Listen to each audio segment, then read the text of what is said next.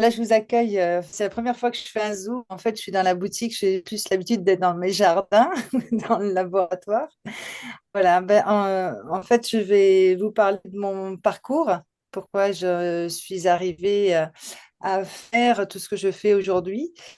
C'est que, en fait, voilà, moi, je suis née dans un milieu déjà très bio, où le vivant, la nature était très, très euh, c'était dans notre quotidien. J'ai une maman qui était aussi professeure de yoga. On mangeait bio, mais sans, à l'époque, ça ne s'appelait pas comme ça. En fait, on cherchait à vivre de façon plus simple possible et on avait bien conscience, en tout cas mes parents avaient bien conscience qu'il y avait un problème au niveau de notre alimentation et de tout ce qui était tous ces ingrédients chimiques et pesticides, etc., contenus dans nos champs qu'on retrouve dans nos assiettes. Et en fait, moi, tout simplement, bon, outre le fait d'avoir baigné dans cet univers, j'ai toute petite eu envie très tôt ben voilà, en fait, une des photos que j'ai de moi petite, c'était assise les fesses sur la terre et à faire des trous pour planter des noyaux d'abricots ou de pêche chez ma grand-mère en Provence. Et vers 10 12 ans, je suis tombée sur les livres de Maurice Mességuet et que j'ai dévoré. Et en fait, à l'issue de mes études, enfin, bac, je me suis orientée tout de suite en naturopathie parce que c'était un peu la seule filière qui m'offrait la possibilité. Il y a une belle, comment dire, une belle ouverture sur tout ce qui est donc alimentation, hygiène. En fait, on appelait ça les hygiénistes à la base, hein, les naturopathes, il me semble. Tout à fait, oui, oui. Sandrine. Oui, voilà. Et en fait, ça concerne en fait notre environnement, notre façon de vivre, notre façon de respirer.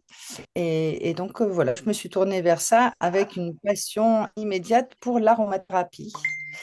Voilà. Et donc, j'ai vécu pas mal de temps en région parisienne où j'ai conseillé des gens dans un magasin bio que nous avions monté avec ma mère en 84. Je crois que c'était le premier magasin bio en France. À l'époque, il y avait La Vie Claire et des magasins diététiques. Ouais, c'est ça. Euh, et sinon, des coopératives où on se fournissait d'ailleurs au niveau des céréales, etc. Et des marchés. Il y avait quelques petits marchés bio qui commençaient à émerger. Et en fait, comment? Donc nous, ce qu'on voulait, c'était tout simplement manger normalement, ni dans un régime particulier, mais pouvoir trouver de tout, mais en bio, enfin, naturel, sans ajout, sans produits transformés. On a toujours fait notre cuisine, c'est-à-dire qu'on a toujours acheté fruits, légumes, céréales, complètes ou pas. Et maman faisait d'ailleurs son pain. C'est ce que je fais aussi aujourd'hui. Bref, euh, et puis bon, voilà, le temps est passé, j'ai eu 4 enfants et que j'ai soignés de façon naturelle pour les bobos du quotidien, sinon en homéopathie, aussi en acupuncture, enfin, tout le monde était dans cet environnement. Donc, je suis vraiment issue de ce milieu-là.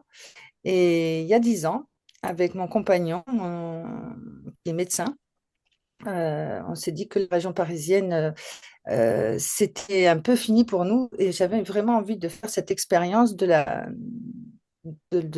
culture, en fait, de vraiment d'aller au niveau du sol, de rencontrer la terre et de transformer à partir de produits enfin, de plantes que je cultive. Et on est arrivé ici, dans les Pyrénées-Orientales, et qui est quand même un terrain extraordinaire pour moi parce que ce sont mes origines aussi méditerranéennes. Donc, ce sont les plantes méditerranéennes et donc, en fait, voilà, naturellement, ça a été tout un temps d'observation, de savoir ce qui poussait naturellement sur ce terrain et petit à petit d'adapter et d'introduire évidemment des plantes méditerranéennes, mais non irriguées. Parce que il se trouve que quand même là où nous sommes, il y a très très peu d'eau. Voilà, je pense que tout le monde doit le savoir, les Pyrénées-Orientales, on est très peu gâtés en eau. Voilà, et on est à 400 mètres d'altitude plein sud. Là, je vous reçois, je suis dans ma petite boutique là où on retrouve tous les produits que je transforme.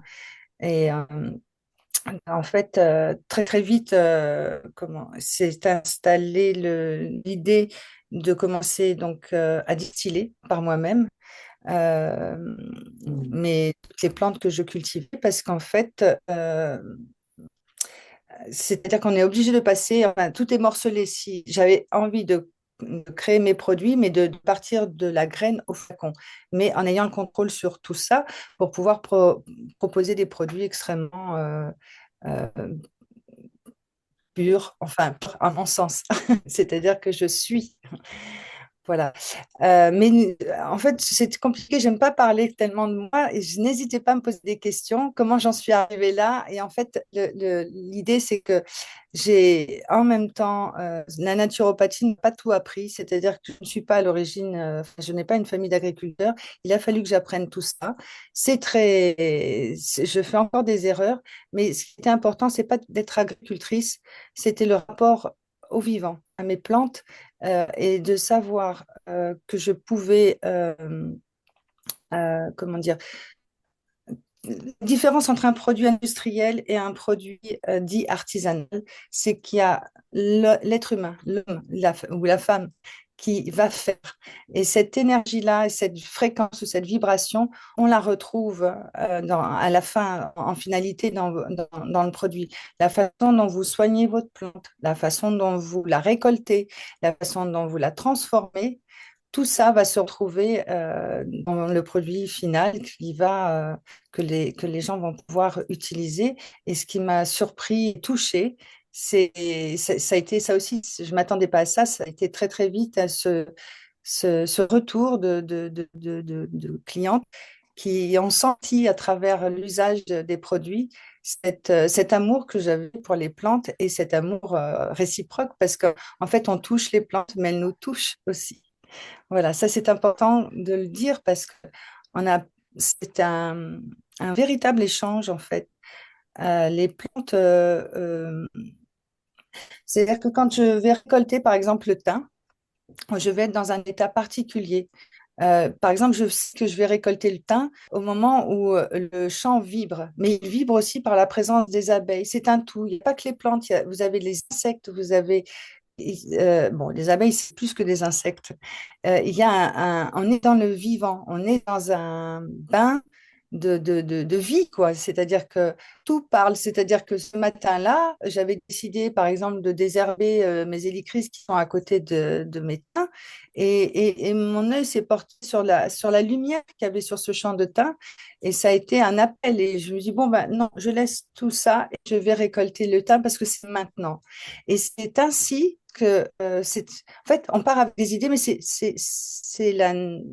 vivant-là qui nous guide et qui nous amène les journées ne se ressemblent pas, elles ne sont pas vraiment organisées dans ma tête.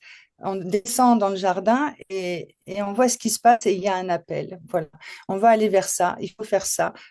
Et c'est c'est mon quotidien en fait. Voilà, c'est mon quotidien. En ce moment, bah là, dès demain, j'ai fait une petite visite justement dans les hélicrises. Je démarre les hélicrises, la récolte des hélicrises. Et ensuite, suite à la récolte des hélicrises, ce qui se passe, c'est que je vais ensuite les distiller. Je vais ensuite les distiller et je peux vous faire part d'un petit événement qui m'est arrivé l'année dernière. J'ai dû faire 4 cuves de distillation d'hélicryse. Et en fait, la dernière, j'en avais les larmes aux yeux, en fait. Ce sont des compagnes, voilà. Elles, euh, elles vous propulsent dans un univers particulier, en fait, les plantes. Et chacune avec sa personnalité, avec son message. Voilà. Et tout ça, je pense que, c'est une aventure, en fait. C'est ce que j'appelle, oui, c'est du vivant, parce qu'en fait, il y a mes états d'âme et ce qu'elles m'amènent. Et je pense que, en fait, elles influent sur mes états d'âme également. Mm. Elles viennent résonner. Euh, je pense que mon activité est vraiment, et comme tout d'ailleurs, liée à cette notion de fréquence qu'on peut avoir les uns avec les autres. Par exemple, c'est même au niveau de l'alimentation. Je pense que si vous êtes attiré par telle ou telle aliments. Ça n'est pas pour rien. Il y a, le corps a ses demandes, a ses besoins. Bien sûr, si on est attiré par le chocolat, je pense que c'est pas forcément, c'est pas le même. Enfin, Sandrine, toi, tu me diras. Mais voilà, il y a une écoute. On apprend petit à petit à écouter son corps. Ben, c'est pareil avec le travail que je fais ici et c'est un échange permanent en fait. Voilà. Maintenant, si vous avez des questions, je ne sais pas très bien. Je ressens dans tes produits, et tu parlais de l'hélicryse, et pour avoir senti cette hélicryse, j'ai jamais senti une hélicryse comme la tienne, en fait. On sent tout ce que tu dis. Déjà quand tu l'exprimes, hein, là, mais Mais l'hélicryse, en fait, quand je suis arrivée ici, je n'aimais pas l'hélicryse. C'est très curieux parce que tout ce que j'avais senti en huile essentielle, euh, puisque j'étais quand même dans l'aromathérapie, en huile essentielle ou même en hydrolat, l'hélicryse n'était pas parmi mes favorites. Enfin, tout ce qu'on pouvait même vendre en magasin bio, hein. Non, et en fait, ça a été une rencontre. En fait, le pépiniériste avec qui j'ai commencé à travailler et qui m'a fourni les premiers plants de thym, etc. euh, puis j'ai constaté aussi que sur le terrain, nous avions des liquides sauvages. Alors, je me suis dit, c'est ça aussi qui m'a aussi orientée dans mes cultures, c'est de voir qu'est-ce que ce terrain peut accueillir. J'ai vu des cystes, j'ai vu des hélicrites, j'ai vu du thym. Donc, je suis allée vers les plantes, donc l'Helichrysum italicum, celle dont on a besoin et dont on se sert en aromathérapie ou en cosmétique. Et puis le thym, je suis allée vers la variété tuginale parce que le thym sauvage que j'ai récolté ici, il se trouvait qu'en faisant une chromatographie gazeuse, était très proche du tujanol. Donc, bon, voilà, c'est pour dire que l'hélicryse, donc je me suis dit, bah, je vais me lancer. Et j'ai pu avoir un pied mère qui venait de Corse à ce moment-là. Il paraît qu'on n'a plus le droit maintenant. Et à partir de ces mères, on fait régulièrement donc des boutures. Et je multiplie en fait tous mes propres plants. Enfin, je crée mes propres cultures. Et en fait, à la première récolte, j'étais abasourdie par pas seulement l'odeur, mais l'état émotionnel dans lequel on se retrouve en fait. Et à chaque récolte, avec comment dire, que ce soit avec le thym, avec la verveine, avec les roses, on est dans un état différent. Il se, il se passe quelque chose, je ne sais pas l'expliquer, peut-être un jour, scientifiquement, on pourra amener des preuves, mais il se passe quelque chose. Ce sont des compagnes, elles nous parlent, il y a une communication, on sait toujours bien les interpréter, mais il y a vraiment un échange. Et l'hélicryse, elle vient résonner, et c'est pas pour rien qu'elle est intéressante au niveau des bleus, au niveau de la peau, au niveau de la circulation, etc. Elle travaille même sur comment dire, des chocs émotionnels, en fait. Et je pense qu'elle a dû réveiller des choses chez moi qui n'étaient peut-être pas bien fermées, je ne sais pas, ou à révéler quelque chose qui avait besoin d'être encore soigné. Voilà, et ça passe par effectivement une partie, ça peut être quelques larmes, parce qu'il y a des choses qui remontent, comme quand vous allez chez un psy, je ne sais pas, ça vient révéler des vieilles blessures non cicatrisées ou pas bien cicatrisées. Le teint est beaucoup plus pétillant. La rose, bonsoir, la rose est beaucoup plus douce. C'est vraiment. En fait, chaque événement, enfin, chaque récolte est un événement, en fait. Voilà. Alors, si vous avez des questions au niveau, enfin, je ne sais pas si vous utilisez les huiles essentielles. Alors oui, ça, il faut que je vous en parle quand même. C'est-à-dire que j'ai découvert que, bon, je voulais faire des huiles essentielles, mais j'ai une toute petite structure, c'est-à-dire que je suis en microculture, rien n'est mécanisé chez moi, donc je ne peux pas faire des hectares, des licris, par exemple. Tout est euh, comment dire, associés, c'est-à-dire que vous allez avoir les licries avec le thym à côté, il va y avoir du lavandin. C'est pour ça que ça s'appelle les jardins de paille et pas, c'est pas ce ne sont pas des champs avec des monocultures d'un côté où tout est bien quadrillé. On est en terrasse, on est en altitude avec la nécessité, enfin, on peut rien mécaniser. Donc, je n'ai qu'un petit corps humain et je suis un peu toute seule à travailler. Donc, je suis revenue à quelque chose de beaucoup plus raisonnable et beaucoup plus restreint. Et en fait, il se trouve que quand je distille, je me suis rendu compte pour certaines plantes que l'intérêt, ce n'était pas l'huile essentielle, mais l'hydrolat. L'hydrolat, on en parle peu, c'est souvent même considéré comme alors, pas comme un déchet, mais c'est un petit peu à l'occasion d'un stage à la Chambre d'agriculture sur les huiles essentielles, la distillation. Ils avaient plutôt, enfin, ils l'ont dit carrément, on a assisté à une distillation de romarin, ils ont jeté l'hydrolat. Et j'étais choquée parce que je me dis, mais pourquoi on jette l'hydrolat? C'est extraordinaire.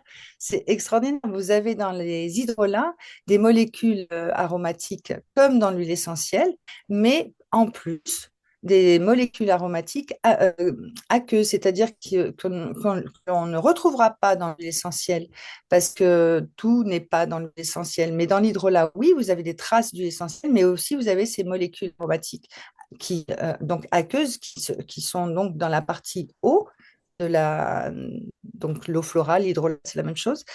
Et je dirais que c'est un peu le totem de la plante, si vous connaissez cette notion de la plante entière, en fait, avec toute son organisation et sa synergie. Et elle est enfin, c'est super intéressant d'utiliser les hydrolats dans le sens où c'est beaucoup plus doux que les huiles essentielles. Tout le monde peut les employer. Et il y a des usages vraiment méconnus. Les gens les utilisent soit pour la peau, mais on ne sait pas qu'on peut utiliser les hydrolats dans la cuisine, par exemple. On peut les utiliser pour parfumer des desserts, mais pas que. Vraiment, moi, je les utilise en cuisine. Le laurier noble, par exemple, ou la sarriette dans une sauce de salade ou dans un plat. Alors, il faut éviter de les cuire, mais on va les introduire en fin de cuisson et ça va être utile par rapport à leurs propriétés. Le laurier noble va éviter les fermentations intestinales, par exemple.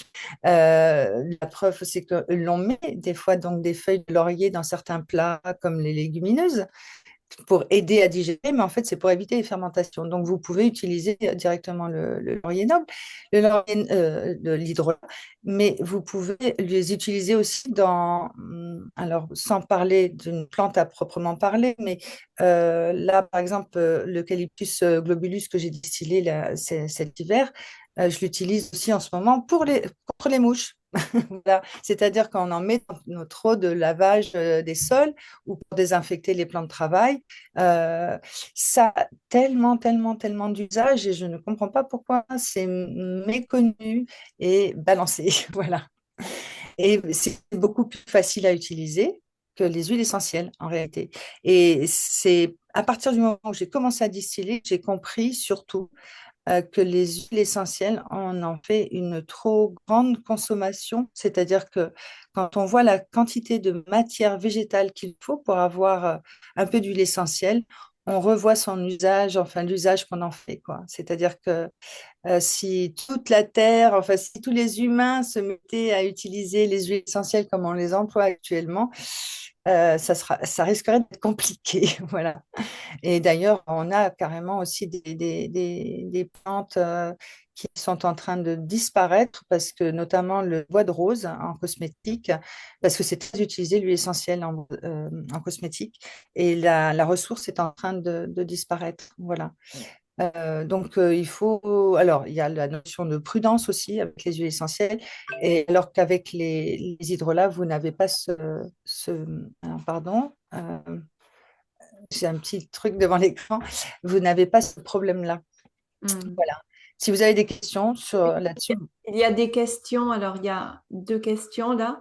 Peux-tu nous parler de tes produits, les huiles et les hydrolats? Et puis l'autre question, c'est quand tu distilles, quel est le pourcentage hydrolat, huile essentielle? Alors, tout dépend de la plante. Mais par exemple, maintenant, voilà, pour finir autour de la distillation, à partir du moment où j'ai compris l'importance des hydrolats, j'ai cessé de distiller pour les huiles essentielles. Je distille pour les hydrolats, sauf évidemment certaines plantes qui vont me servir où la distillation est plus complète. Mais par exemple, pour la rose, je vais prendre 1 kilo de rose, de fleurs de rose, et je vais m'arrêter à 1 litre d'eau florale, en fait, d'hydrolat. Parce que, ben par exemple, ben ça c'est un très bon exemple en fait, l'eau de rose, parce que ce qu'on a l'habitude de trouver, même dans les magasins bio, hélas, de façon industrielle, enfin, sur des marques industrielles, c'est que par exemple, avec 1 kilo de rose, vous pouvez obtenir allez, 5 à 10 litres d'eau florale. En fait, quand j'ai commencé à distiller, je me suis dit, c'est formidable, on obtient de l'huile essentielle. Alors, le pourcentage, évidemment, dépend de la plante. C'est-à-dire que l'hélicryse, euh, il faut 100 kilos de plantes pour avoir, alors 100 kilos de plantes pour avoir 100 ml d'huile essentielle. C'est pour vous expliquer un peu le prix, ça explique le prix de l'huile essentielle d'hélicryse. C'est une moyenne, hein, voilà. Le thym, bon, voilà, il y a des tableaux de rendement, mais par exemple, la lavande et l'eucalyptus vont donner beaucoup plus. Voilà. Mais sans doute, j'ai planté du cyste, la danifère. La dernière distillation de cyste, j'ai dû utiliser 25 kilos de plantes et vous allez rire, mais j'ai eu que 8 ml de l'essentiel de cyste. Oui. Donc, on n'a pas trop conscience de ça, mais voilà, c'est ce qui se passe. Alors, du coup, c'est vrai que le cyste, je ne le distille pas pour l'huile essentielle, hein, vu le rendement, mais vraiment pour l'hydrolat. Donc, et l'hydrolat, c'est-à-dire que je fais un rapport 1 pour 1, c'est-à-dire 1 kilo de plante pour 1 litre d'hydrolat, pour avoir un hydrolat suffisamment concentré et efficace. Voilà. Je ne sais pas si j'ai répondu. Tu parlais quand on s'était vu, de la concentration de tes hydrolats par rapport à ce qu'on peut trouver dans le commerce. Et alors, j'ai peut-être mal compris, mais tu parlais quand même de 5 fois plus, quelque chose comme ça. Oui, parce que ce qu'on trouve habituellement, oui, c'est très dilué. C'est-à-dire que d'une façon générale, on distille pour l'huile essentielle. Donc, pour avoir un maximum et une huile essentielle complète, on ne va pas hésiter à pousser la distillation dans le temps, ce qui va effectivement, et je comprends pourquoi le romarin a été jeté, c'est-à-dire qu'ils l'ont distillé pour l'huile essentielle et on s'est retrouvé avec une quantité phénoménale d'hydrolat. Mais qu'est-ce qui reste dedans? Donc, effectivement, oui, on n'a pas les mêmes concentrations. On veille à avoir une qualité d'huile essentielle, mais on ne se préoccupe pas de la qualité de l'hydrolat derrière. Voilà. Mais après, ça dépend d'une plante à l'autre, hein. Mais en règle générale, mon process, c'est 1 kilo de plante et 1 litre d'hydrolat. Au-delà, j'arrête. C'est-à-dire que si j'ai une cuve de 20 kilos, je peux faire 20 litres d'hydrolat et pas plus. Voilà. Et là, vous conservez. Alors oui, il y a aussi oui, la notion de filtration. Alors les hydrolats doivent-ils être filtrés ou pas? Oui, il y a une filtration à faire pour éliminer le plus possible quand même les traces d'huile essentielle qu'il peut y avoir dedans. Pour la simple et bonne raison que ben, si vous l'utilisez par exemple sur la peau, une huile essentielle, certaines huiles essentielles peuvent être dermocaustiques. Il n'est pas question de se mettre, par exemple, de l'hydrolat de sarrier sur le visage. Si vous avez des microparticules essentielles dedans, ce qui arrive, et c'est normal, il y en a, il y a 2-3% en fait d'huile essentielle dans un hydrolat, ça peut vous faire des petites marques, enfin, c'est dermocaustique, c'est pas fait pour. Euh, Par contre, oui, il n'y aura pas de souci avec la rose. La rose, c'est extraordinaire parce qu'en fait, je ne sais pas si vous avez déjà vu, ou Sandrine, si tu as déjà vu de l'huile essentielle de rose. Ah oui, il y a une fois, mais c'est tellement cher. Ouais. Oui, mais après une distillation, Alors moi, surnager sur un... Parce que elle l'huile est très essentielle, elle épaisse. surnage Elle sur est très l'hydrolat. épaisse, l'huile essentielle de rose. Alors, l'huile essentielle de rose n'est pas rose, hein, comme Non, elle est pas. l'hydrolat n'est pas Non, rose non du plus, tout. mais Ouais. ça fait comme un petit film, comme un petit cristal, comme une petite, En fait, ça se fige à une certaine température, la rose, hein. Donc, pour qu'elle soit fluide, il faut qu'elle soit à une certaine température. Je ne sais plus quelle température. Mais quand on laisse décanter l'hydrolat, à la surface, on a un petit film très, très léger, transparent. Ça fait comme un petit cristal. Ok. Ce qu'on ne Ouais. trouve pas dans les hydrolats de rose qu'on trouve Non, facilement parce qu'ils au sont, commerce, hein. Mm. voilà, ils sont largement filtrés en fait. Et le danger de filtrer comme font les laboratoires, c'est que du coup, ils sont obligés de rajouter la plupart des conservateurs. Mais laisser une petite trace d'huile essentielle permet aussi de conserver votre Irola. Tout à fait, ouais. Mm. Voilà. Tout à fait. Alors, dans des mesures, enfin, de façon raisonnable, c'est ce que j'expliquais. La sarriette, il vaut mieux éviter de rencontrer, euh, comment dire, un pourcentage d'huile essentielle trop important parce que l'hydrolat pourrait être un peu caustique, quoi. Mm. Voilà. Euh, Après, il y avait une autre question. Je crois que Oui, c'était la première. il y a Ah une oui, c'était question. Alors, il y a toujours par rapport aux hydrolats, quand on achète un hydrolat dans le commerce, est-ce qu'il est possible de savoir sur l'étiquette à quel point il est dilué ou concentré? alors, si c'est pas indiqué, on se doute que c'est pas. En fait, je connais des marques, enfin des producteurs qui le font, qui indiquent, et quand c'est indiqué, vous pouvez y aller.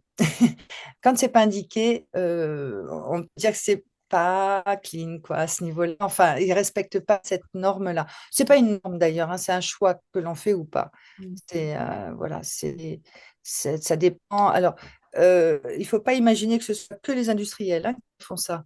Oui, oui, Voilà, tout à fait. Mais les c'est producteurs, oui. voilà.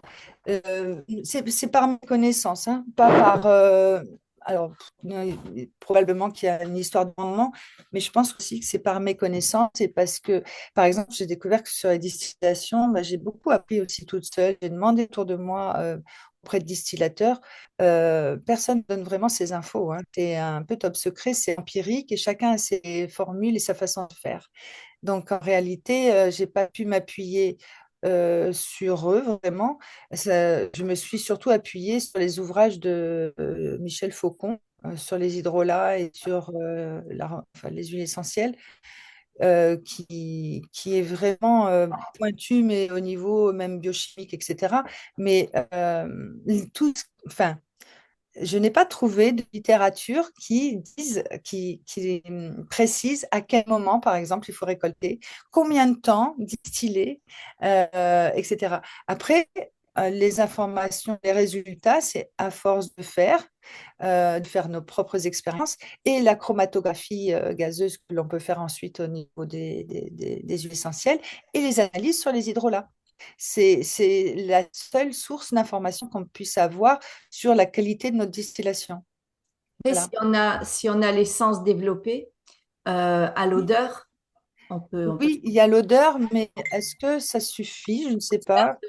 des vibrations parce que moi, j'ai été scotchée par les tiens.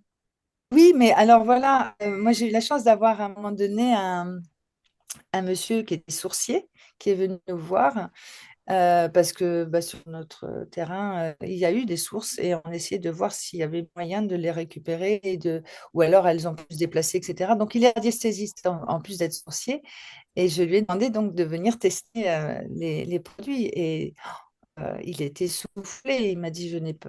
Oui, alors, il y a aussi, bah, il n'y a pas seulement la qualité du travail, mais c'est ce que j'expliquais au début, il y a la relation avec la plante. C'est-à-dire que tout ce que je fais, je le fais par passion. Mes enfants ont tendance à rire un peu de moi en me disant, mais maman, toi, tu fais les choses par passion, puis après, tu vois si tu peux en vivre. Je dis oui, mais c'est toujours comme ça que je vais fonctionner. Je ne fonctionne pas en rendement, je me lance dans l'aventure, mais vraiment par passion et en quête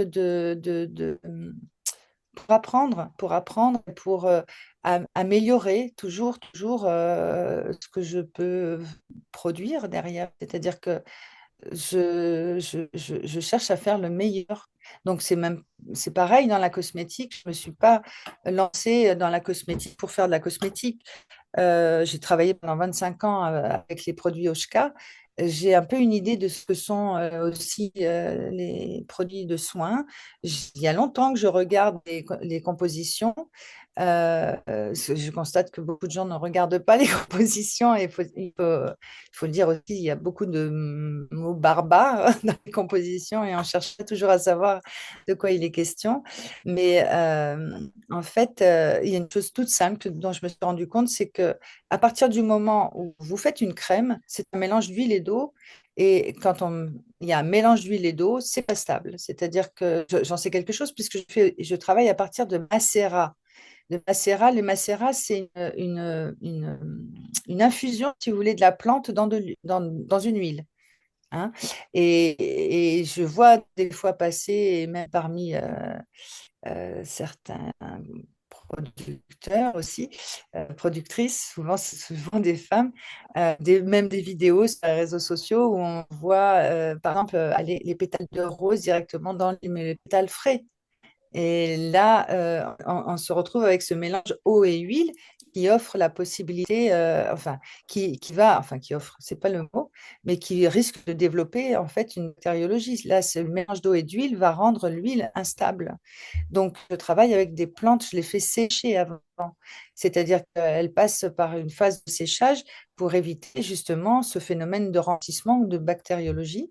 Et le deuxième point, c'est qu'on va être sur quelque chose de beaucoup plus concentré. C'est-à-dire que là où vous pouvez mettre, je ne sais pas, 500 grammes de rose dans votre flacon d'huile, en sachant que par exemple, allez, 1 kilo de rose, il va me rester sec 100 grammes de rose, j'en mets 10 fois plus. Donc on a quelque chose de beaucoup plus concentré et propre, c'est-à-dire qu'on ne va pas avoir un développement bactérieux derrière. Donc voilà, pour revenir à l'histoire des crèmes, c'est le même principe, c'est-à-dire qu'à partir du moment où on fait une crème, c'est un mélange d'eau et d'huile, on va être obligé de mettre un conservateur, naturel ou pas, on est obligé de mettre un conservateur pour stabiliser le produit. Voilà. Je ne sais pas si vous avez fait toute l'expérience de faire votre crème maison, mais on vous le dit, hein, ça se garde pas très longtemps, 3 4 jours au frigidaire, quoi. C'est pas possible autrement sans conservateur. Voilà. Donc, je me suis dit que je n'allais pas travailler de cette façon-là. Donc, la partie eau, si vous voulez, de mon produit, ça va être l'hydrolat, comme par hasard. L'hydrolat, donc l'eau florale, qu'on peut choisir en fonction de sa peau. Et derrière, le sérum huileux, avec cette concentration que j'amène en fait dans mes sérums. Ça, par exemple, l'immortel, l'hélicryse, c'est pareil, c'est un macérat. Vraiment, je blinde vraiment mes flacons d'huile. Je sature en fait, et ça dure au moins 6 semaines. Comment on appelle ça, le temps de travail, enfin, cette infusion, ce mélange entre cette huile et cette fleur ou la plante, c'est au moins 6 semaines. Et après, c'est filtré, soigneusement filtré, et je mets un petit peu de vitamineux pour stabiliser. Ah oui, alors il y a une chose importante aussi, il y a le choix des huiles. Si vous faites vos préparations, faites attention aux huiles qu'on emploie. Et souvent, je vois que les huiles employées, c'est dommage quand on a de très belles plantes de mettre ça dans du tournesol, par exemple. Je ne vais pas travailler avec du tournesol. Et le tournesol, même, je ne l'utilise même pas en cuisine. Non, voilà, j'ai fait un choix d'huile stable, extrêmement stable parce qu'il faut quand même qu'elles tiennent par rapport aux macérations, par rapport au temps de macération et pour leur qualité aussi au niveau de la peau. Voilà, c'est-à-dire j'ai choisi, alors il y en a d'autres, hein. J'ai choisi le jojoba, le macadamia, l'avocat et l'olive. Ce sont les bases en fait de mes macérats. Et ensuite, je fais ce travail d'assemblage avec ou sans huile essentielle, suivant les formules. Et ensuite, les baumes, c'est un ajout de cire d'abeille. Alors, tant pis pour les véganes, je suis désolée, mais c'est la cire d'abeille que j'ai choisi d'utiliser. On peut utiliser autre chose, mais bon, voilà, moi, j'ai une affinité particulière avec les abeilles. Donc, pour moi aussi encore un produit hautement vibratoire. Donc, voilà. Voilà, voilà. Peut-être que je suis un peu partie là où il fallait pas que je parte. Je sais pas, je suis pas vraiment un C'est fil. parfait, c'est parfait, Cécile. Il y a une question sur combien de temps faut-il laisser sécher les plantes avant la macération dans l'huile ou pour un macérat? Alors, c'est quand la plante devient un petit peu croustillante. Enfin, alors, Par exemple, le millepertuis, actuellement, enfin là, il n'y a pas longtemps, j'ai fait le millepertuis. Alors, le millepertuis, c'est un peu l'exception. Je le mets pas, je le mets pas frais, évidemment. Je, je passe par une phase de pré-fanage. Il n'est pas complètement sec. Mais par exemple, la rose, ça fait un peu comme des chips. C'est- J'attends que ce soit sec. Mais en fait, ça dépend aussi du climat, du séchoir que vous avez. C'est-à-dire que les plantes doivent être séchées à une certaine température et pas au-delà, sinon on les abîme, hein. Donc, si c'est un séchoir, nous, enfin, on a fabriqué notre séchoir, mais avec un extracteur qui permet donc d'évacuer, parce qu'ici, il fait quand même chaud. Au moment où il y a les roses, ça va, parce qu'il ne faisait pas encore trop chaud. Mais ça dure à peu près pour les roses, c'est allez, 3-4 jours. Mais il y a des plantes qui vont être plus longues. Par exemple, je fais un macérat avec le lierre, là, pour mon baume silhouette, c'est beaucoup plus long. Voilà. On le sent, en fait, hein, quand la plante est sèche, ça a ce petit côté chips un peu croustillant, mais pas trop non plus. Mais certaines plantes, comme le millepertuis, voilà, ça va être un préfanage. Et c'est pareil pour les distillations. Je travaille aussi en plantes sèches pour éviter les phénomènes d'hydrolyse, en fait. C'est-à-dire que quand la vapeur, en fait, oui, quand la vapeur traverse une plante gorgée d'eau, ça peut faire éclater, en fait, les molécules d'eau contenues dans la plante et créer ce qu'on appelle un phénomène d'hydrolyse.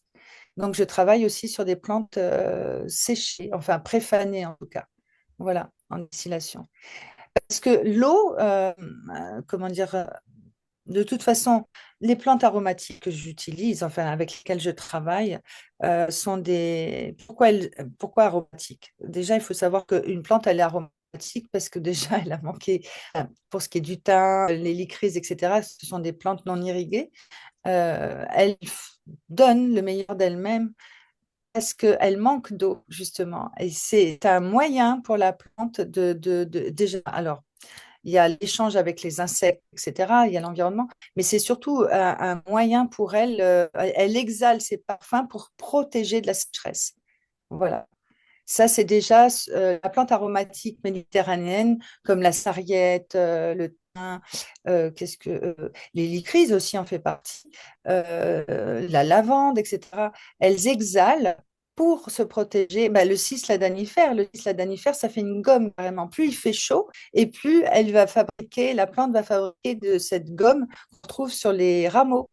Et c'est cette gomme en fait, qui va être, que l'on va distiller, qu'on va récupérer.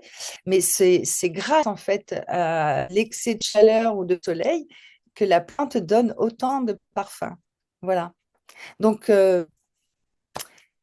je sais plus par rapport à la question, je suis partie sur un autre sujet, mais là aussi,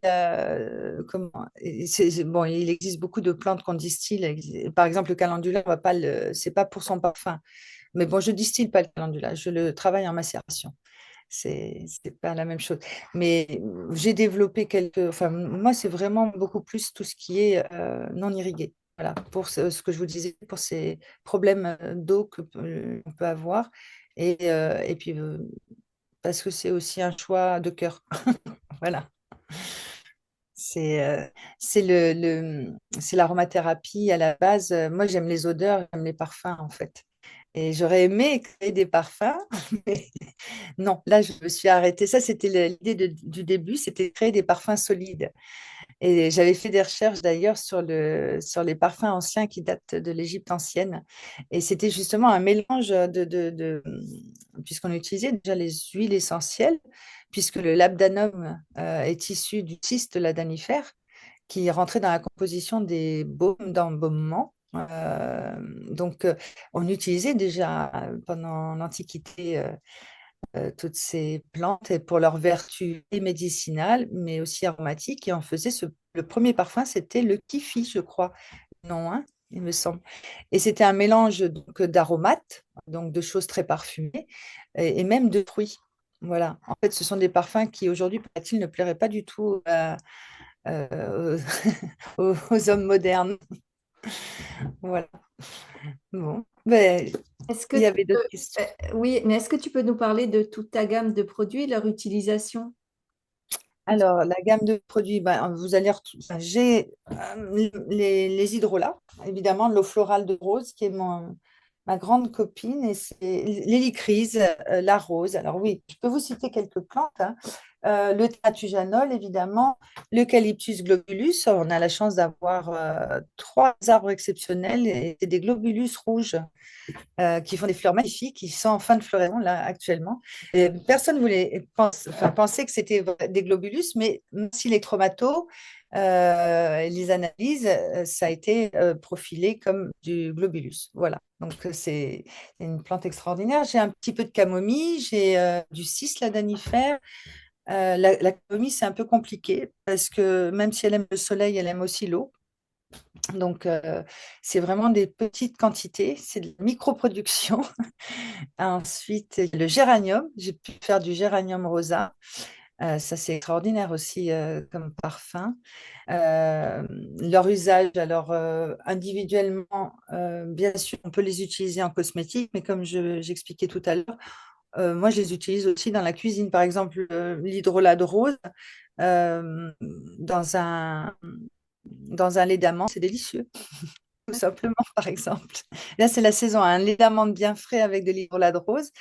C'est vraiment délicieux, quoi. Voilà, c'est cette petite note orientale très, très et chaude et rafraîchissante à la fois grâce au lait d'amande. La verveine. Alors oui, j'avais oublié de parler de la verveine parce que c'est quand on plante, c'est tout petit et en fait, c'est devenu des beaux buissons et j'ai beaucoup de verveine en fait, mais c'est une plante extraordinaire et très rafraîchissante également qui a des propriétés apaisantes, mais aussi digestives, donc en interne. J'ai fait également, je m'amuse des fois aussi à mélanger les hydrolats. J'ai fait ma petite bombinette. Alors, bombinette, c'est un mélange de thym tujanol avec du laurier noble, romarin. Et la bombinette, on peut l'utiliser aussi bien pour la peau. J'ai quelques esthéticiennes qui travaillent avec et qui ont des. Enfin, c'est bien parce qu'en fait, par les retours et les échanges, ça fait des merveilles sur les peaux, alors avec des problèmes de petits boutons, mais également sur le cuir chevelu ou sur les psoriasis, eczéma. Voilà, ça se trouve être assez efficace. Et donc, c'est pas étonnant parce que bon, le peintujanol a des propriétés désinfectantes, mais le laurier noble a aussi ses propriétés désinfectantes et aussi antivirales. Par ailleurs, la bombinette, on peut aussi l'ingérer, c'est-à-dire en faire des cures pour se revitaliser, nettoyer un peu l'organisme au printemps, par exemple, avec une cuillère à soupe le matin dans un verre d'eau. On peut l'utiliser aussi dans la cuisine, c'est-à-dire que vous avez le mélange thym, laurier noble et romarin. On aurait pu l'appeler bouquet garni, bombinette, mais bon, bouquet garni, bon, voilà, c'est le seul mélange que j'ai un peu fait. Après, j'ai des plantes en infusion. Alors évidemment, j'ai des plantes sèches que je sèche pour les infusions. Et j'aime beaucoup je bois pas mal d'infusions de tisane, mais j'aime qu'elles aient bon goût, même si elles ont de belles propriétés. J'ai pas envie de boire quelque chose ni de vraiment amer, ni de j'ai envie que ce soit assez flatteur au niveau du palais. Donc, elles sont toutes composées de façon à être aussi bien efficaces sur le plan, on va dire, thérapeutique qu'au niveau du goût. En y associant des fleurs ou, par exemple, l'olivier, elle n'a pas un goût extraordinaire hein, pour le mélange de la fluidité, mais il n'est pas mauvais, hein, il n'est pas amer ou la sauge aussi, c'est particulier. L'associer au romarin permet au romarin et à la rose. Je rajoute aussi de la rose dedans. C'est important que ce soit aussi beau à voir, une plante quand elle est infusée dans sa théière.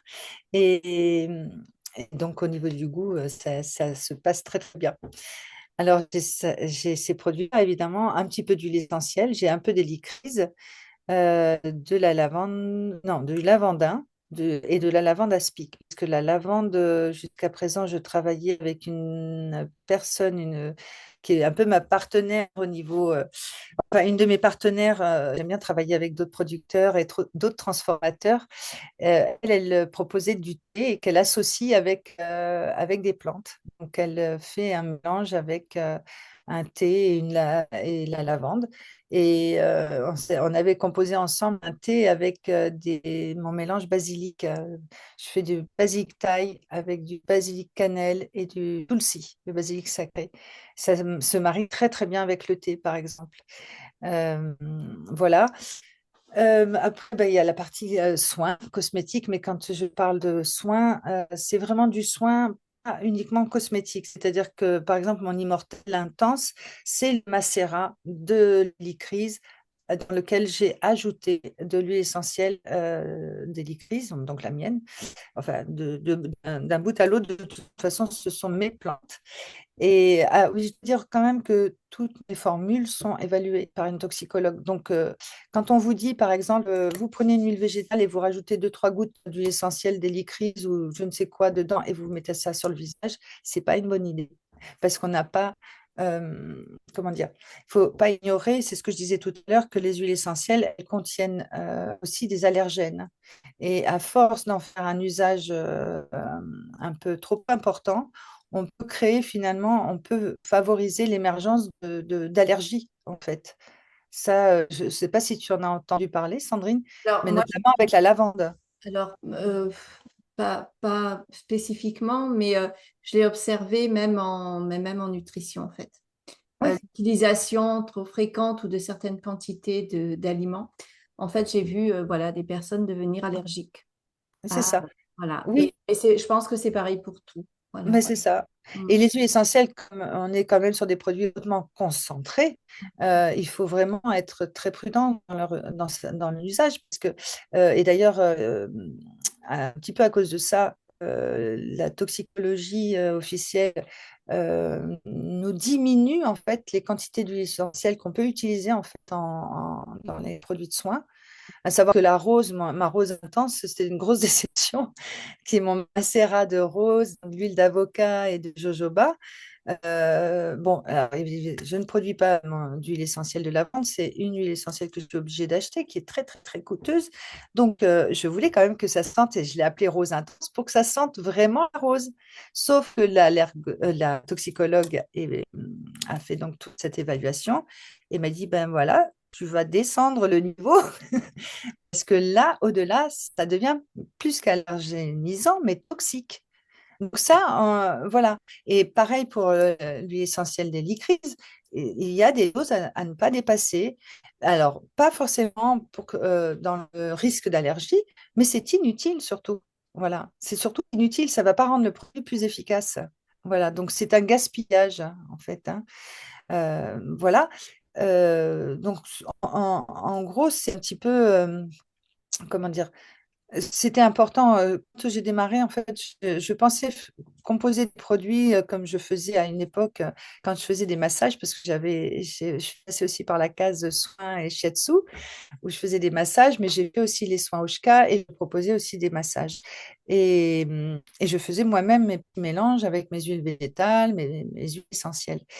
Et je pensais travailler de cette façon-là et de pouvoir faire un petit peu du sur-mesure. Et c'est là que j'ai rencontré, en fait, quand on officialise toutes les choses, que j'ai rencontré la réglementation en fait, hein, sur la fabrication de cosmétiques naturels. Il ne faut pas ignorer, il ne faut pas en faire l'impasse. Au début, ça me cassait les pieds, hein.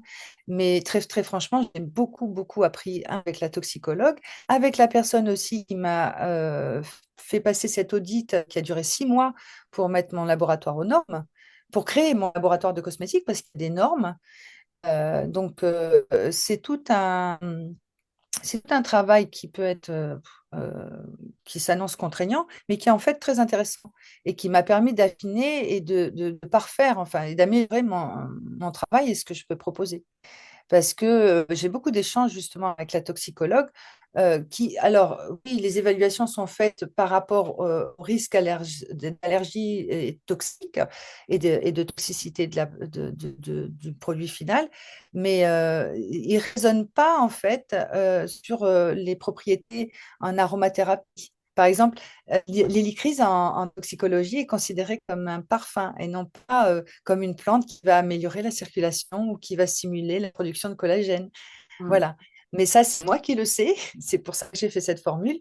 Mais en toxicologie, ils se moquent de ça. Eux, ça, voilà, c'est un produit qui, enfin, l'huile essentielle d'hélicryse, il ne faut pas dépasser cette dose euh, pour telle et telle raison au niveau des allergènes, au niveau de la toxicité. En fait, il n'y a pas de toxicité dans l'hélicryse, c'est dans la rose qu'il y en avait. La rose, c'est hyper complexe en fait en composition. Ça contient plus de 250 molécules et c'est fascinant. Mais voilà, en fait, c'est extraordinaire. Enfin, j'aime vraiment ce que je fais parce que on apprend tout le temps. On apprend tout le temps. On n'est jamais au bout de rien. Voilà. Et aujourd'hui, je vous en parle de cette façon. Et voilà, peut-être l'année prochaine, j'aurai appris d'autres choses. Et qu'est-ce qu'on apprend sur le terrain et ce qu'on apprend aussi au contact d'autres professionnels. Mais je trouve que c'est important de professionnaliser quand même et de ne pas faire les choses de façon comme ça, un peu, je fais mes petites recettes à la maison. Parce que on apprend, enfin, c'est pas anodin. On a tendance à penser que parce que c'est des plantes, c'est pas dangereux. Ça peut l'être. Voilà. Même sur. Et puis, il y a cette notion de quantité, de pas gaspiller, en fait. Cette matière végétale si précieuse, mais je peux vous dire qu'elle est précieuse, surtout quand là arrivent les moments des récoltes. C'est extrêmement physique, fatigant, génial, mais voilà, c'est un vrai travail, quoi. Voilà, je répète, je pense que ce qui se passe au niveau du produit final, c'est tout, comment dire, on y met tout son cœur et tout son corps, en fait. Voilà. Dans l'obtention, c'est pas comme si vous ramassiez avec un tracteur ou une machine, on vous ramène les produits. Enfin, non, c'est fait, tout est fait à la main et ça change toute la relation qu'on a avec ce qu'on obtient en fait. C'est la vibration même du produit qu'on obtient. Mm. C'est ce qui fait la différence entre un produit industriel, ce que je vous disais, et un produit fait, j'aime pas dire artisanal, mais parce que quand on dit artisanal, on a tendance à penser que c'est plus ou moins bien fait. Voilà. Ça dépend un peu de l'artisan, hein. Voilà, c'est comme un céramiste. Il y a de belles poteries, il y en a des moins belles. Voilà, c'est l'artisanat, mais c'est fait consciencieusement et c'est bien qu'on ait quand même des cadres. Voilà.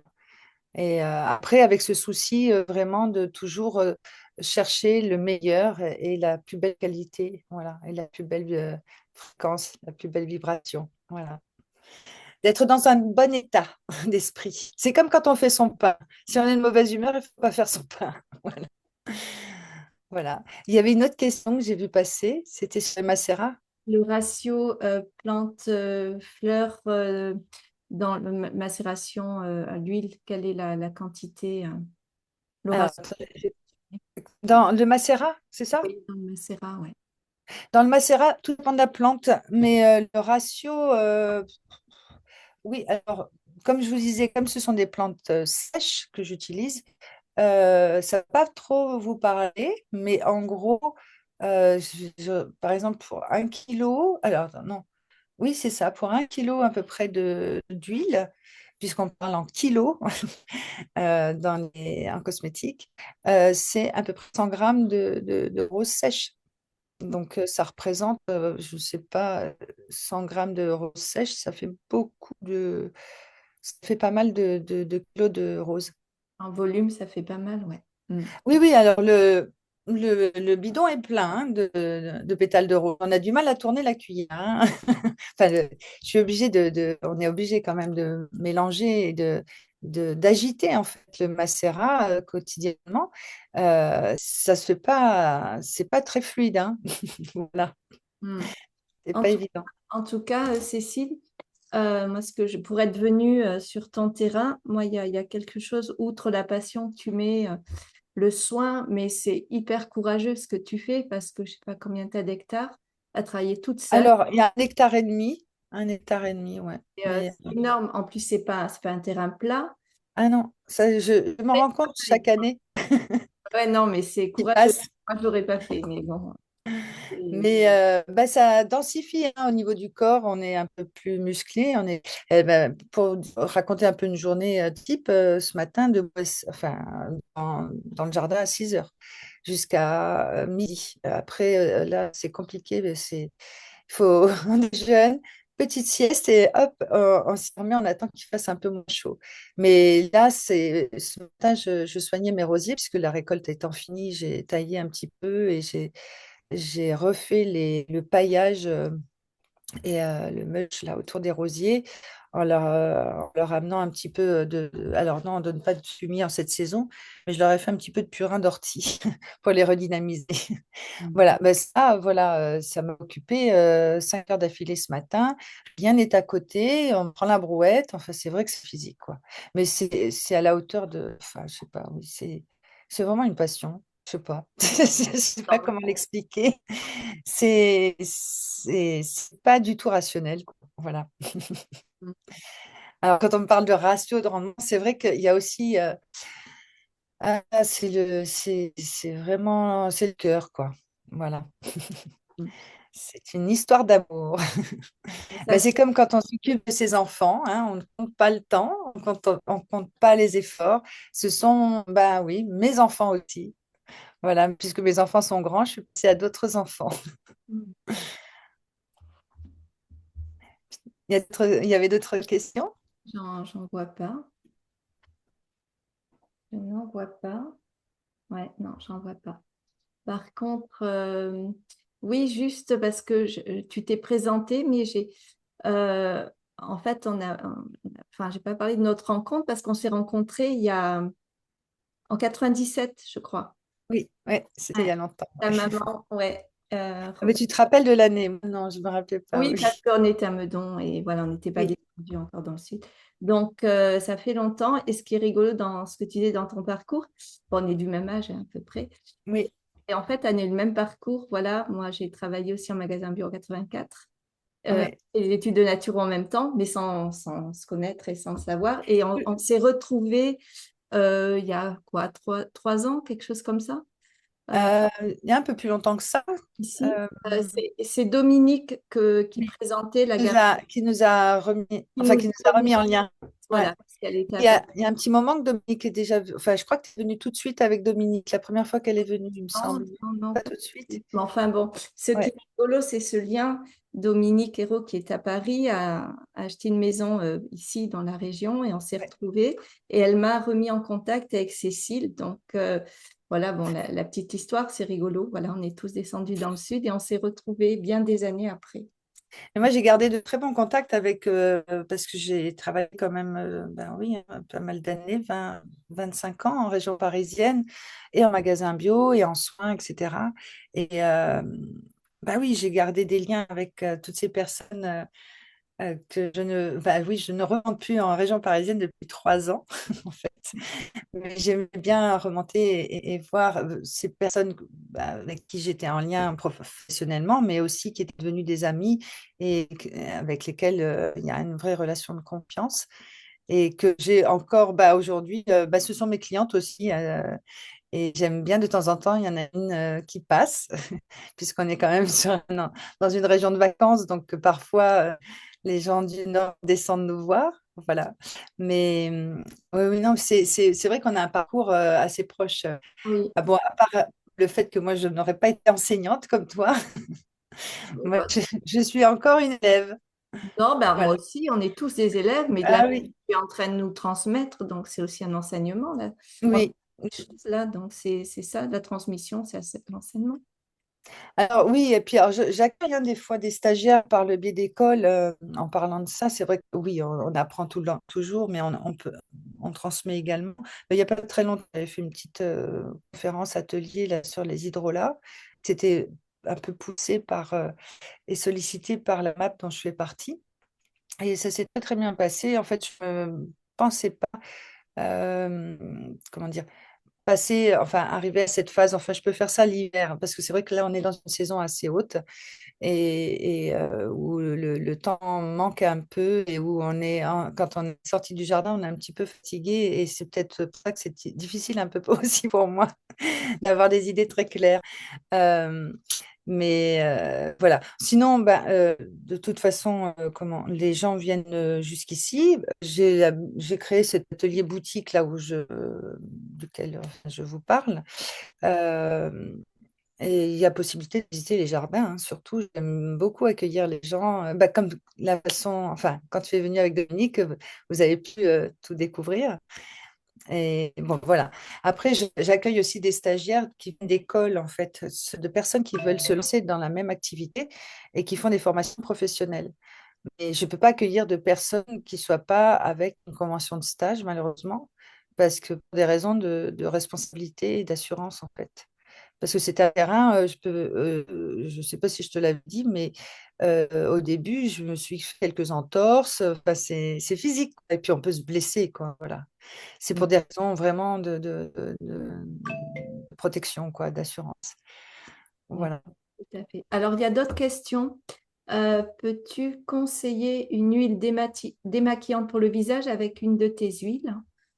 Alors, le calendula s'y prêterait. Mais euh, alors, ah oui, il faut que j'explique quand même quelque chose. C'est-à-dire que quand je parlais tout à l'heure de les sérums huileux avec les hydrolats. Bon, le rituel, en fait, puisqu'on parle, c'est le mot maintenant, routine rituelle, c'est-à-dire qu'on va mettre sur la peau en premier l'eau, c'est-à-dire l'hydrolat, l'eau florale qu'on aura choisie. Et sans l'essuyer, hein, il ne s'agit pas d'essuyer avec un sopalin, un Kleenex ou n'importe quoi. C'est avec la paume de vos mains que vous allez tapoter sur le visage et faire pénétrer tout doucement. Mais ça ne sera pas complètement sec. Et à ce moment-là, on va appliquer le sérum, enfin l'huile que vous allez masser sur votre peau. Moi, j'ai tendance à mettre l'huile dans le creux de ma main et la chauffer avec mes doigts et ensuite masser le visage. Voilà. Et c'est la même chose pour les baumes. Mais alors, pour le démaquillage, j'avoue que le soir, c'est compliqué. Alors, ça dépend comment la personne Quel est le maquillage? Si c'est un maquillage waterproof ou pas. Voilà, déjà. Parce que sur le waterproof, je pense que c'est un peu compliqué. Ce sont des produits qui sont difficiles à retirer, il me semble. Je n'ai pas essayé puisque je n'en mets pas, donc je n'ai pas essayé. Mais une huile, moi j'ai tendance à mouiller si vous avez une petite lingette, qu'elle soit en tissu ou un coton, vous imprégnez votre coton ou votre lingette que vous essorez, vous imprégnez d'eau, vous l'essorez et vous mettez votre huile. Effectivement, vous pouvez mettre donc l'huile de calendula et on n'en met pas beaucoup. C'est-à-dire que ça va être un mélange d'eau et d'huile, parce qu'en fait, c'est pareil, les démaquillants, ça va être un mélange d'eau et d'huile. Un lait démaquillant, c'est un mélange d'eau et d'huile. Mais il faut cette partie eau, mais sans que ce soit trop détrempé, hein. Et on peut se démaquiller de cette façon-là, je le fais. Voilà. Après, c'est pas un produit, j'ai pas un produit tout fait. Mais c'est pas exactement, comment dire, on met directement l'huile, effectivement, pour démaquiller s'il y a eu un fond de teint. Mais pour les yeux, l'huile, vous risquez le lendemain matin d'avoir un peu les yeux gonflés si vous mettez trop d'huile. Voilà. C'est pour ça que c'est important de mouiller son coton ou sa petite lingette démaquillante. Voilà. Je ne sais pas si j'ai répondu. C'est peut-être pas très C'est d'un clair. usage très pratique, mais j'ai voulu faire des produits qui soient où on peut faire. Enfin, il n'y a pas un produit démaquillant qui s'appelle démaquillant. C'est-à-dire que, par exemple, l'immortelle intense, elle va autant me servir pour un soin enfin, en soin matin et soir à mettre sur le visage que en cas de choc de bleu ou même de choc émotionnel euh, sur le plexus solaire. C'est-à-dire que vous allez pouvoir en mettre, on peut comment dire, à l'occasion d'un choc, d'une peur ou d'une peine. Moi, je le conseille sur le plexus, c'est vraiment, ça permet de redescendre un petit peu au niveau émotionnel et de soulager. Il y a tout l'aspect énergétique en fait derrière chaque plante. La rose qui va être harmonisante, l'hélicryse qui va travailler sur les bleus à l'âme, les douleurs, etc. Euh, voilà. Les hydrolats, alors oui, par exemple, l'hydrolat d'hélicryse, enfin d'immortel, je l'ai appelé immortel sur mes produits. En cette saison, c'est génial si vous le mettez au frais sur les jambes. C'est voilà, au niveau circulatoire. Pour le visage aussi, mais sur les jambes et sur tout le corps, c'est hyper rafraîchissant et ça va aider au niveau circulatoire. Voilà.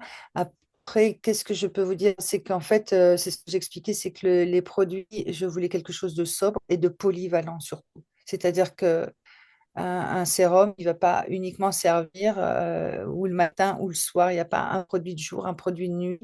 Voilà, c'est un petit peu ce que j'expliquais tout à l'heure par rapport à la sobriété dans l'usage des huiles essentielles. C'est la même chose au niveau des soins. C'est-à-dire que c'est pas le nombre de produits, c'est pas la quantité de produits, c'est faire aussi en fonction de sa peau. C'est-à-dire que vous allez avoir une peau pour certaines personnes qui ont besoin de plus ou moins de. Enfin, on a tous des besoins différents. C'est-à-dire que pour certaines, il faudra 2 gouttes, pour d'autres, il en faudra un peu plus. Pour masser tout le visage, on n'oublie pas le cou. Et certaines personnes aiment avoir un produit le soir, se masser après une journée, se masser avec le sérum, et d'autres ne veulent rien mettre. C'est possible aussi, hein, voilà. Ah, je dois dire que les baumes, ils ont quand même pour particularité, quand il s'agit du visage, là, le baume parfait, par exemple, c'est pas à mettre la nuit. J'ai expliqué, en fait, je l'ai mis sur le site là. C'est qu'en fait, le baume parfait, comme le baume douceur, c'est la version sans huile essentielle. C'est trop protecteur. C'est à cause de la cire d'abeille. C'est trop protecteur. C'est génial pour contre le vent, le froid, même le soleil, sans être un filtre solaire. Hein, c'est pas un écran total. D'abord, on en met très peu. Ça, c'est vraiment très protecteur. Ça évite en fait de perdre son eau. C'est comme le fait qu'un produit, une crème, c'est pas plus hydratant qu'un sérum huileux dans la mesure où euh, on n'hydrate pas de l'extérieur, il faut boire pour hydrater. Un produit cosmétique, il va protéger l'évaporation de cette eau. Donc, il va faire écran. Alors, les baumes sont terriblement écrans. Et la nuit, il est mieux de laisser, sauf si vous dormez dehors, la peau respirer. Donc, on va utiliser uniquement, par exemple, l'hydrolat avec un peu de sérum ou juste l'hydrolat. Voilà. Mais c'est pas conseillé d'en mettre la nuit parce que la peau, il y a tout ce phénomène d'échange. En fait, la peau se nettoie la nuit. Donc, le matin, tout le monde a ce petit film un peu gras sur la peau. On a besoin de nettoyer sa peau le matin parce qu'il y a tout ce travail de détoxification de la peau. Voilà. C'est important de s'en rappeler et et d'y songer. Après, le baume douceur, c'est pareil. Le baume douceur, il ne va pas uniquement servir pour la peau, il va servir pour les lèvres, il va servir pour le corps. C'est ce que je vous disais, les produits sont polyvalents. Alors, j'ai mis quelques infos sous chaque fiche là, de mes produits sur le site, mais le site va être un peu refondu et ça va être, je vais rappeler un peu le rituel donc de l'hydrolat avec le sérum ou le baume derrière. Toujours l'eau et l'huile ensuite. Voilà. Et ça fait, en fait, votre émulsion, votre crème, vous la faites directement sur votre peau. Voilà. Je Euh, sais pas si je suis claire. Très, très, très clair. Voilà, il y a une autre question. Si on veut utiliser les baumes au massage, il est intéressant de les adapter à la personne et à son état, du coup. Oui, alors j'ai fait la dernière évaluation, j'ai un produit qui est absolument, euh, en parlant, oui, ça peut être utile dans les massages, puisque j'en ai fait pour les massages, c'est le baume baume. Le baume baume pour les douleurs musculaires, articulaires, etc. Et j'ai même, alors il y a un peu de CBD dedans également, mais la base en fait c'est l'hélicryse, l'hypertuis, la golberie, l'eucalyptus. Ce sont des baumes très très riches. Il y a des compositions très très riches, comme le baume silhouette, c'est une composition. C'est une association de plusieurs macérats avec des huiles essentielles.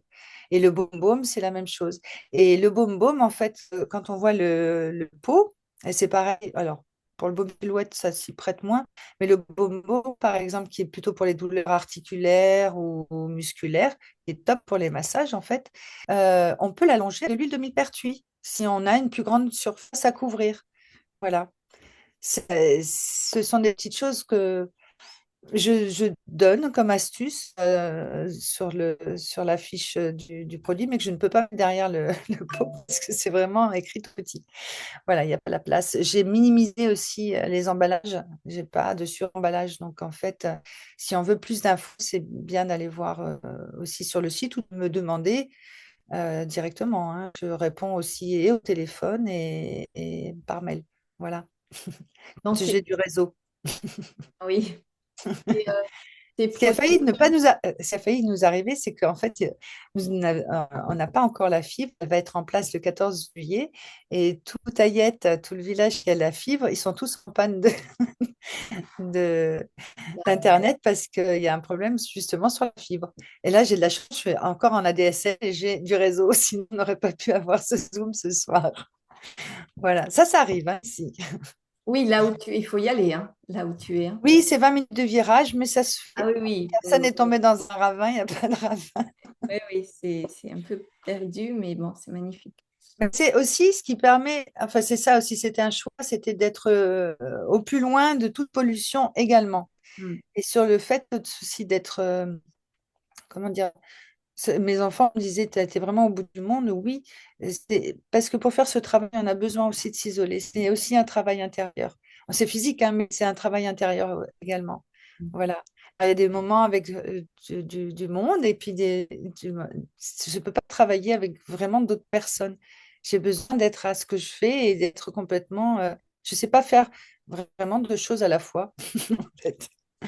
Et c'est comme, bah, c'est pas deux choses, c'est même pas des choses. C'est-à-dire que c'est là que je perçois que, en fait, euh, quand on récolte, on est avec la plante. Je ne peux pas être avec une autre personne. Quand je transforme dans le laboratoire ou en distillation, c'est difficile pour moi d'avoir une conversation à côté. Voilà, c'est pas possible. Voilà. Tant mieux. Mm. Et tes produits, on les trouve sur ton site. Tu as un site, hein? Oui, Mm. oui, c'est jardindepaille.com. Le jardin de paille, parce que je sais qu'il y a un autre site qui s'appelle le jardin de paille où en fait, c'est un site, je crois, qui n'existe, enfin, qui est plus actif. Mais on m'a déjà appelé pour me demander si je vendais des ballots de paille. Non, c'est pas le cas. Voilà. Et je voulais savoir pourquoi ça s'appelle les jardins de paille. Oui. Alors, les jardins de paille, c'est bon, les jardins, je l'ai expliqué, c'est par rapport au fait que la première fois que j'ai commencé à préparer la terre pour planter mes petites boutures de thym, mon mari est arrivé, il m'a dit, mais tu fais quoi? En fait, j'étais avec la pioche, mon râteau, et surtout, bah, j'étais en train de récupérer des pierres et je fabriquais des terrasses, en fait, sur un terrain assez pentu et très, comment dire, quand il pleut, ça ravine, en fait, ça entraîne tout. Donc, il fallait créer des terrasses. Et mon mari m'a dit, mais t'es pas en train de faire un jardin. Je dis, mais si, c'est des jardins que je suis en train de faire. C'est vrai que j'ai vraiment tout planté comme si c'était... c'est important que ce soit beau aussi. Voilà. J'avais besoin que ce soit beau et que les plantes se rencontrent les unes et les autres dans leurs espèces différentes. Et que ce soit beau, bah, quand elles sont en fleurs, c'est merveilleux d'avoir ce mélange de couleurs aussi et d'odeurs.